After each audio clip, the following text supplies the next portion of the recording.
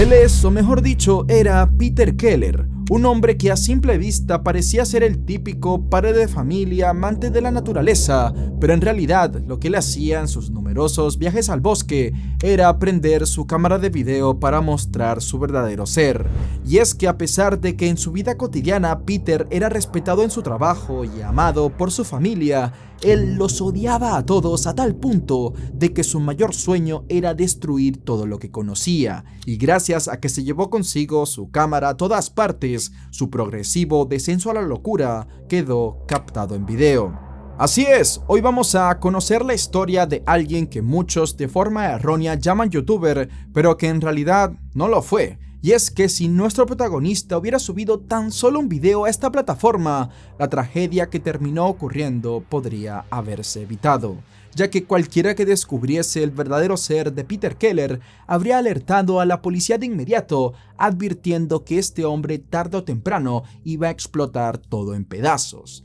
Y lo terminó haciendo, literalmente. Corría el año 2012, en North Bend, Washington, y Peter Keller era un padre de familia de 41 años, quien llevaba una vida normal junto a su esposa Lynette y su hija Kaylin de 19 años, quien recientemente se había graduado de la preparatoria y soñaba con trabajar en el mundo de los videojuegos. La mayoría describía a la familia Keller como una bastante unida y amorosa a pesar de los malos momentos, ya que recientemente Lynette, después de sufrir un accidente laboral, quedó con movilidad limitada y con fuertes dolores de espalda que le impidieron seguir trabajando, por lo que Peter asumió mantener económicamente el hogar para que su esposa pudiera mantenerse en casa. Pero aún así ella buscaría la manera de salir adelante haciendo diferentes manualidades y artesanías que la llevaron a crear su propio canal de YouTube en el que hacía tutoriales compartiendo algunos de sus trabajos personalizados que vendía por internet y en ferias locales. En su canal, Lynette no buscaba ser el próximo Rubius. Ella se tomaba YouTube con bastante tranquilidad y lo veía más como un escape, ya que pasaba mucho tiempo sola debido a su discapacidad, y ahí ella hablaba mucho sobre sí misma, de su familia, y siempre se la pasaba agradeciendo tener a un esposo como Peter, pues él le otorgaba todas las facilidades y comodidades para que no batallara con su discapacidad, llegando a acondicionarle su propia habitación del hogar dedicada a sus manualidades. Todo el peso económico de la familia caía sobre el empleo de Peter, el cual era en una empresa de reparación de computadoras, y aunque sus ingresos eran decentes como para poder tener una jubilación digna, a Peter no se le veía tan cómodo con ello, aunque no lo manifestaba tanto, pues él era un hombre muy callado y como medida para ahorrar dinero empezó a recortar gastos en el hogar, y seguramente Lynette no vio nada raro en esto porque pensaba que todo Peter lo estaba poniendo en inversiones que iba a poder retirar sin impuestos al momento de su jubilación. No obstante, esto no era del todo agradable para la familia de Lynette, pues la mujer recientemente se había visto obligada a tener que pedirle dinero prestado a ellos para que la ayudaran a pagar varios gastos, ya que ella solo contaba con un ingreso estable que el gobierno le daba por su discapacidad, y la mujer pensaba que esto que estaba haciendo su esposo era por el bien del futuro de ambos, pero en realidad, durante todos estos años, Peter no había ahorrado ni un centavo, pues resulta ser que el hombre en esas supuestas largas caminatas que le encantaba dar por la naturaleza junto a su perro, en realidad se trataban de una serie de excursiones que realizaba para construir su nuevo hogar, un búnker hecho por él mismo destinado a ser su refugio en caso de un inminente fin del mundo. Sí, esto suena bien loco, ¿no? A simple vista, Peter podría verse como un hombre reservado en el sentido de que no compartía mucho el qué era lo que pasaba por su mente, y como todos necesitamos expresar lo que sentimos, el hombre vio como escape el hablarle a una audiencia imaginaria a través de su cámara de video. Y digo que él hablaba a una audiencia imaginaria porque todo apunta a que él no tenía planes de que estas grabaciones salieran a la luz, porque obviamente cualquiera que viera lo que él manifestaba en sus videos iba a estar claro de que él no estaba bien de la cabeza, pues Peter hablaba como que tarde o temprano iba a ocurrir un apocalipsis. Curiosamente, Kailin también compartía la misma afición que su padre de grabar videos esporádicos de cuando estaban en casa tranquilos mirando la televisión o realizando diferentes actividades en familia, pero solo bajo el lente de la cámara de Peter se registraba el verdadero rostro de la persona que era. No sé, el tipo como que se había tomado muy en serio el club de la lucha, ya que para su jefe y sus compañeros era un buen tipo y buen empleado, pero en realidad la rutina diaria de tener que trabajar como único medio de proveer a su familia, sumada a sus propias frustraciones personales, lo estaban destrozando mentalmente dentro de una aparente depresión mezclada con estrés, narcisismo y paranoia. Y esta peligrosa combinación lo llevaron a crear un horrible plan para acabar con todo aquello que le molestaba o que para él era un obstáculo. El domingo 22 de abril del año 2012, uno de los vecinos llamó al 911 al notar una especie de humo proveniente de la casa de los Keller, a lo que creería que se podría tratar de un posible incendio. De esta manera, inmediatamente los bomberos acudieron al lugar alrededor de las 8:45 am, pero al llegar, estos notaron que el estilo de este incendio era muy inusual si lo comparabas con el típico que sucede en hogares. Y es así como tras lograr apagar el fuego, que los bomberos comenzarían a registrar la casa sospechando de inmediato de que se trataba de un incendio provocado, pues se encontrarían 7 bidones de gasolina en el piso y que estaban conectados al charco de una galonera llena de combustible que había sido regada y puesta en la estufa de la cocina. Además, la puerta principal del domicilio estaba bloqueada con muebles y equipos de música. Pero lamentablemente, esto no sería lo único que los bomberos hallaron, pues en la búsqueda de posibles heridos encontrarían los cuerpos de una mujer y una joven que habían sido asesinadas en sus dormitorios tras recibir varios disparos. Estas serían identificadas como Lynette y Kailin Keller, al igual que también encontraron el cuerpo de su perro Dino en el suelo, a quien también le dispararon con la que parecía ser la misma arma homicida. El único restante en esa casa era Peter Keller, que al no ser localizado por ningún lado, inmediatamente pasaría a ser el sospechoso principal de este crimen, ya que no había evidencia alguna de que esto fue cometido por algún intruso que se metió a robar, pues la entrada no estaba forzada, sino más bien bloqueada como para que nadie pudiera lograr entrar y frenar el fuego. De esta manera, Peter Keller pasaría a ser la persona más buscada por las autoridades de North End, y encontrarlo era de suma prioridad, solo que no sería una tarea tan fácil, pues nadie sabía en dónde podía estar, ya que se había fugado en su camioneta sin dejar alguna pista de su posible paradero. No obstante, gracias a que su plan de quemar toda la casa no pasó a mayores, los bomberos lograron encontrar más evidencia crucial en la investigación, pues se encontrarían con una caja fuerte que contenía diferentes cosas como una lista de materiales y suministros de construcción, así como también discos duros con numerosas fotografías en las que se veía lo que parecía ser la evolución de la fortaleza secreta que Peter estuvo construyendo. Estas imágenes habrían sido tomadas de manera cronológica en un transcurso de 8 a 9 años, y en los últimos tiempos, Peter había estado grabando los famosos videodiarios, los cuales ahora la policía podía analizar libremente, y alguno podría pensar que el sospechoso quería que sus videos se hicieran conocidos para ganar fama. Sin embargo, al parecer, él tomó la decisión de eliminarlos, ya que en la casa, además de municiones, habían explosivos caseros que al entrar en contacto con el fuego iban a explotar, haciendo que los discos fueran irrecuperables. Y esto también pudo haber causado otra tragedia, ya que si los bomberos hubiesen llegado tan solo un poco más tarde, la explosión los habría atrapado, y con la gran cantidad de combustible que había en la casa, este gran incendio se hubiese propagado por todo el bosque, atentando con las vidas de los otros habitantes de la zona. Ese mismo domingo se registrarían los teléfonos de las víctimas, en donde Kaylin había hablado por última vez con su novio un día antes de los hechos y en el que indicaba que todo parecía estar bien.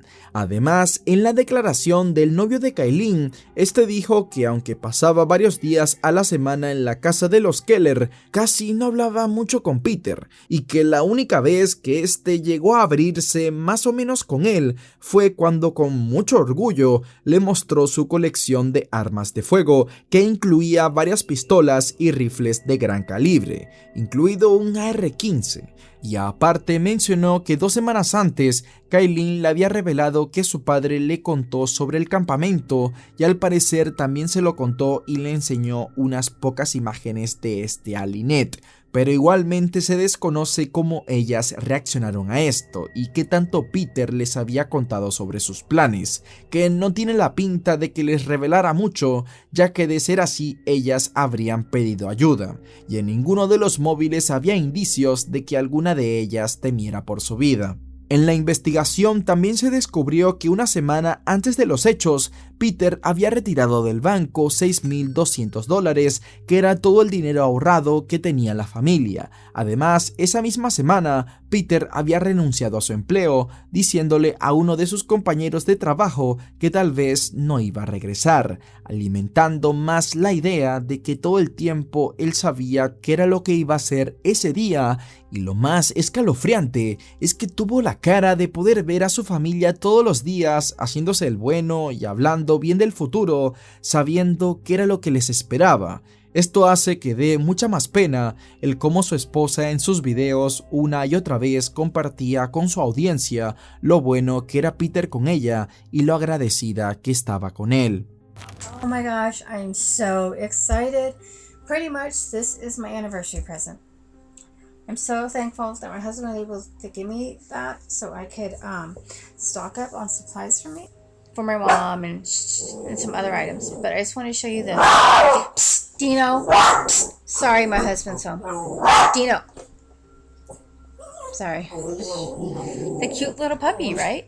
En pocos casos he visto a alguien que hable tan mal de sí mismo como Peter lo hacía. En repetidas ocasiones en sus videodiarios, él se describía como un patético perdedor, que qué serie de malas decisiones lo llevaron a tener esa vida de porquería, ya que, según él, había fracasado en ser el hombre exitoso que creía que iba a ser en su juventud.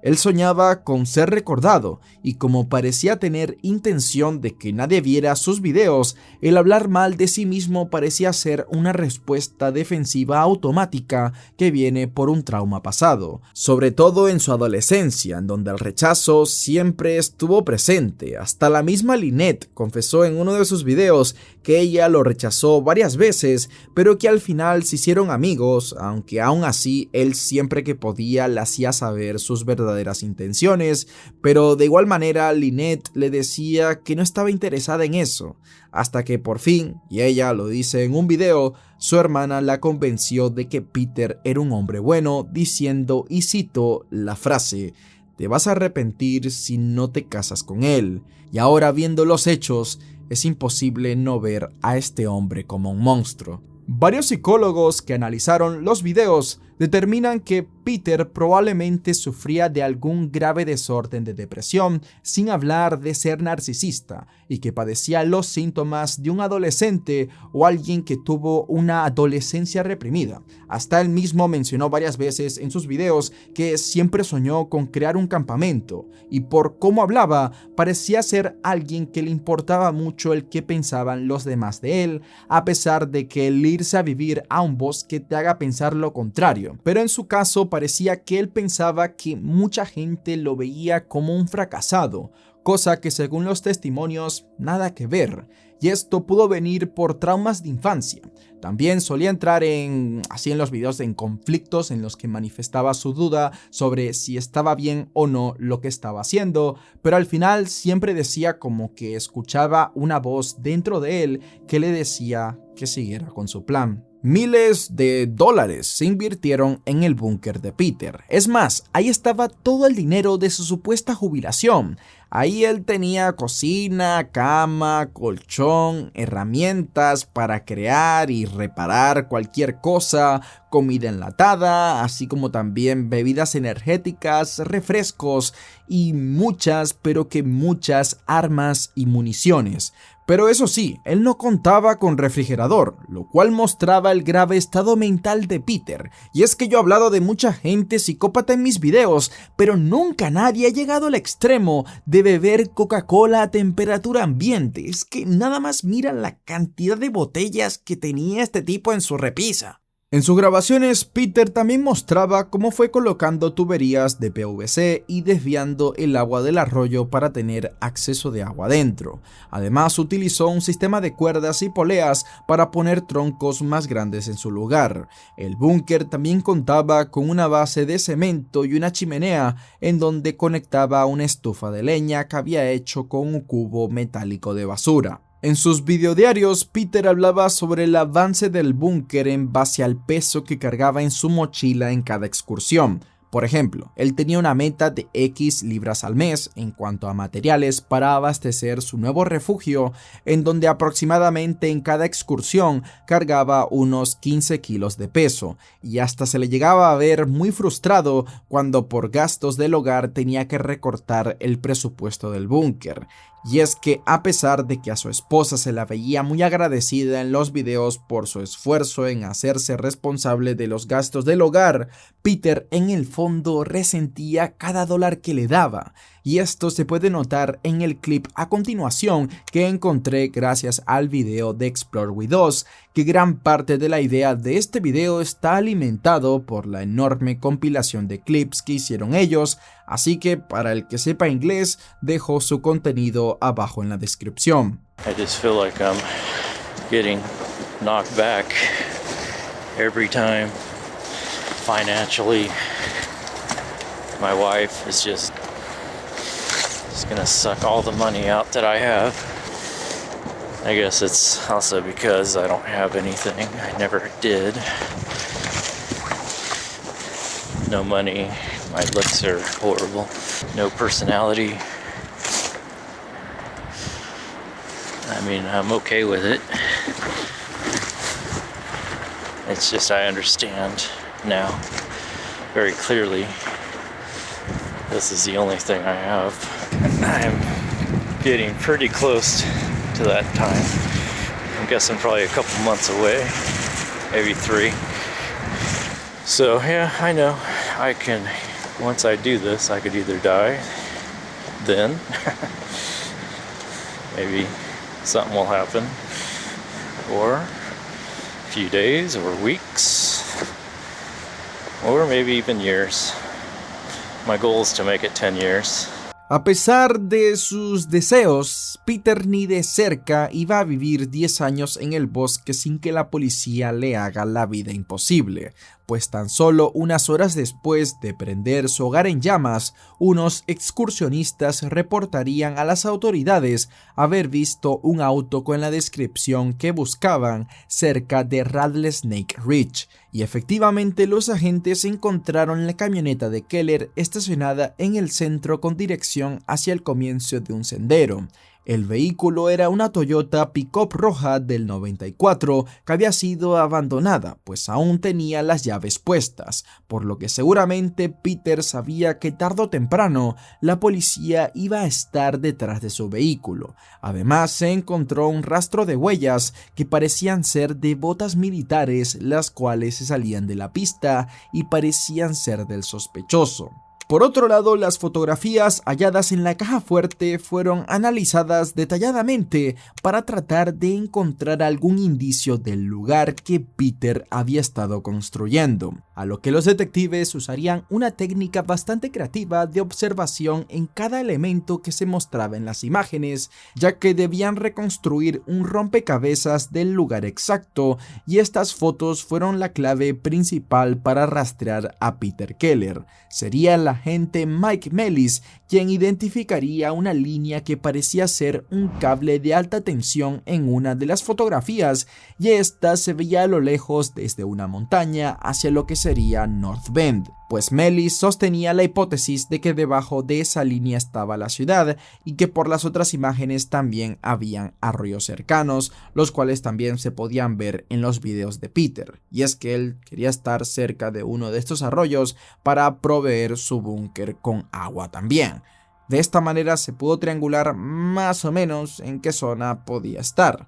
Asimismo, se encontró en los registros telefónicos que Peter no había usado su teléfono desde la noche del 20 de abril, en donde su última llamada se registró en una torre telefónica cerca de una zona que coincidía con la ruta del sendero en donde se encontró su camioneta. Con la pista de las fotografías, la locación de su última llamada y el rastro de huellas, había más que suficiente para que los investigadores iniciaran una búsqueda. Se necesitaron helicópteros para esta misión y un equipo SWAT especializado en la exploración de estas áreas, pues era un terreno bastante denso en vegetación y Peter ya lo conocía como la palma de su mano debido al tiempo que le llevó construir el búnker, por lo que pasarían así unos 5 días en busca de su paradero en lo profundo de los bosques y montañas. Eso hasta que uno de los helicópteros vería una señal de humo que parecía salir de una especie de estufa a base de leña,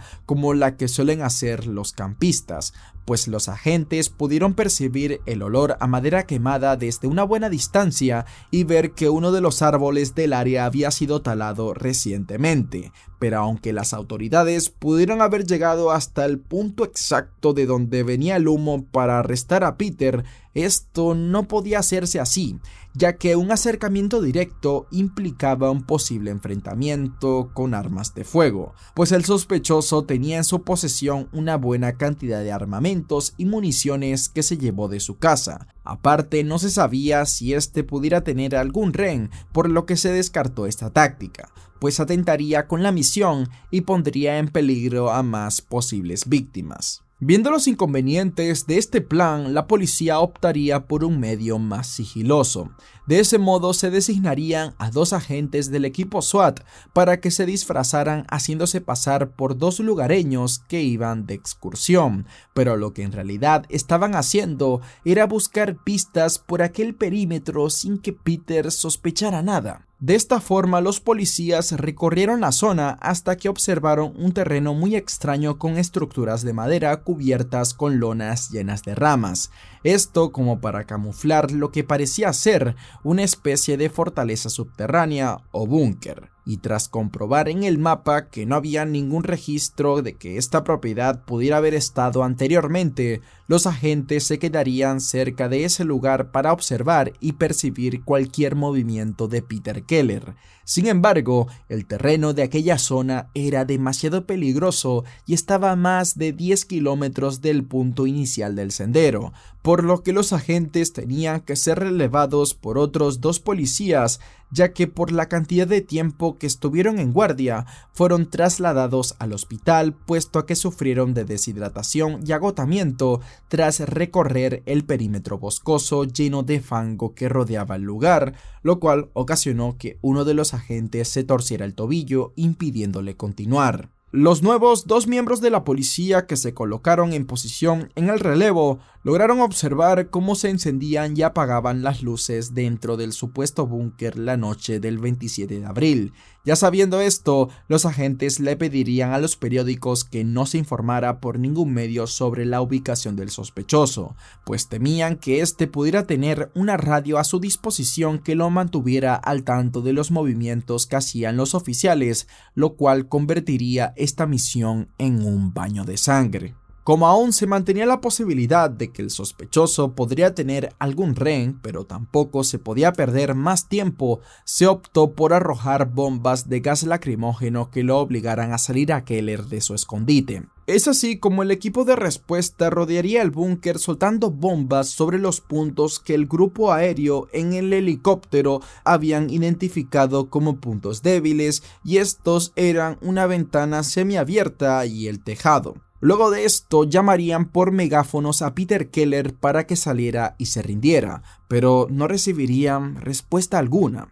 Esto tampoco era una buena señal, porque posiblemente el sospechoso se estaba preparando para un enfrentamiento, ya que él en sus videos hablaba sobre un supuesto fin del mundo, por lo que no sería una locura que tuviese una máscara de gas a su disposición, y también gracias a lo grabado por él, se sabía que el búnker contaba con varios niveles, así que el gas lacrimógeno podría no hacerle efecto. El tiempo en cumplir la misión era crucial por la seguridad del supuesto rehén y la policía ya había entrado en acción, por lo que debían moverse rápido, pero con suma precisión, de modo que se evaluaron nuevas tácticas como bombear el búnker con agua a través de una manguera contra incendios que estuviera conectada directa al arroyo, pero ya saben que entre más complicado y nuevo es un plan, es más probable que falle, por lo que se llegó a la conclusión de que debían lanzar una granada a la entrada del búnker para neutralizar a Peter y que los agentes pudieran entrar armados.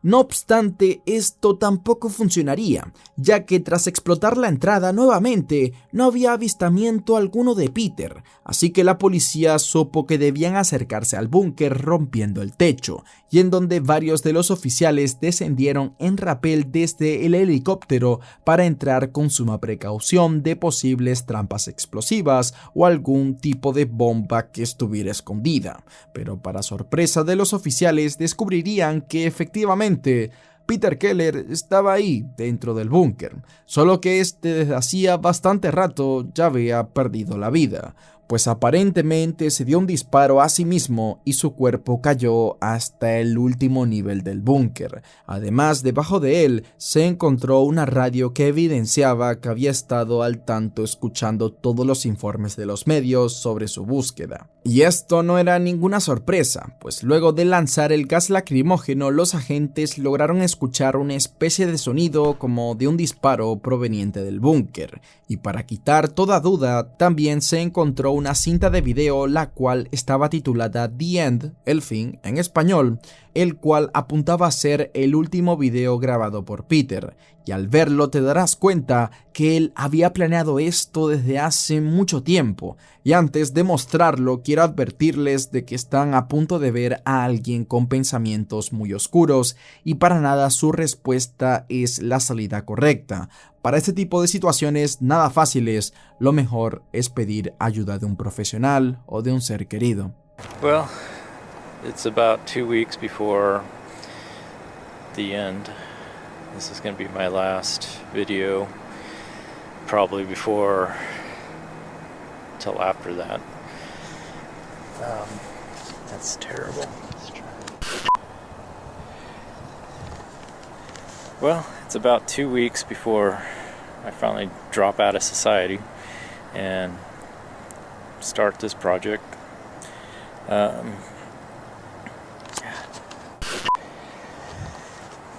Well, it's about 2 weeks before we finally drop out of society and fully commit to this. This is probably going to be my last video till after that. I just wanted to get one last video in before that time. At this point, I don't know what's going to happen. I may get caught right away. Basically, if I get caught, I'm just going to shoot myself. So, I mean, I could basically be dead in 2 weeks or 3 weeks. I don't know. It's all up to chance at this point. So, I don't think anyone knows where I'm at. But if they put it together, who knows? At this point, I have to take that chance. So, it's just going to be a point of, go as far as I can. I do have my escape, and that's death. I can always shoot myself, and I'm okay with that. So, I'm getting to the point where just trying to live and pay bills and live as a civilian and go to work. It just freaks me out. It's actually more comfortable for me to think about living out here, robbing banks, pharmacies, just taking what I want for as long as I can. At least it'll be exciting. won't be boring. And I don't have to worry about Lynette or Kayleen. And everything will be taken care of. It'll just be me. So.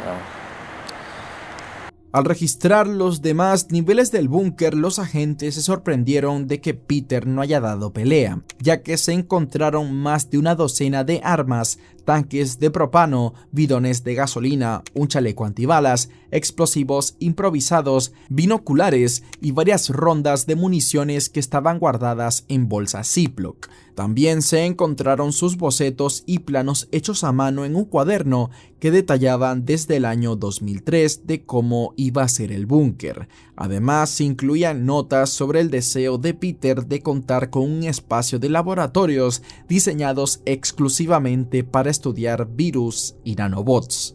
Algo muy descabellado, considerando lo precario que era el búnker, pero aparte se encontraron también miles de dólares en fajos, ya que el hombre había retirado todos sus ahorros del banco para vivir sin depender de nadie. Y es que Peter no creía que lo iban a encontrar tan rápido, y su plan hubiese salido mejor de no ser porque la policía recuperó las fotos y videos de su hogar en llamas, y es que se cree que para evitar ser rastreado, también le disparó a su perro Dino, ya que este lo podía seguir hasta el búnker. Finalmente, los oficiales retiraron el cuerpo de Peter Keller del búnker. Una cosa bastante curiosa, ¿no? Ya que el hombre pasó tanto tiempo soñando con la creación de este lugar y al final fue donde pasó sus últimos momentos, y las grabaciones que él tomó iban a ser archivadas solo para acceso de la policía, pero al final parte de los videos se filtraron por internet y por eso todos podemos verlos. Del mismo modo, se hizo público que los familiares de Lynette acordaron que todo el dinero encontrado en el búnker junto con el resto del patrimonio de las víctimas se iba a donar a un fondo de becas a nombre de Kayleen Keller, destinado para estudiantes mujeres interesadas en asistir al Instituto de Tecnología DigiPen en Redmond, ya que la mujer soñaba con estudiar ahí para continuar su educación en diseño de videojuegos. Y por otro lado, estos declararon que nunca vieron ninguna señal de problemas en el matrimonio de los Keller o algo así como una posible separación, pues aparentemente Peter, a pesar de ser alguien reservado, se veía amable y hasta cierto punto afectivo con su familia. Es así como nadie nunca sospechó que su sueño siempre fue dejarlo todo para irse a vivir en medio del bosque y beber Coca-Cola caliente hasta el fin de sus días. Espero que te haya gustado el video, y si es así te recomiendo el caso de otra pareja en la cual una de las partes tenía un lado muy oscuro, pero lo curioso es que esta vez sería la esposa quien guardaba los esqueletos en el closet.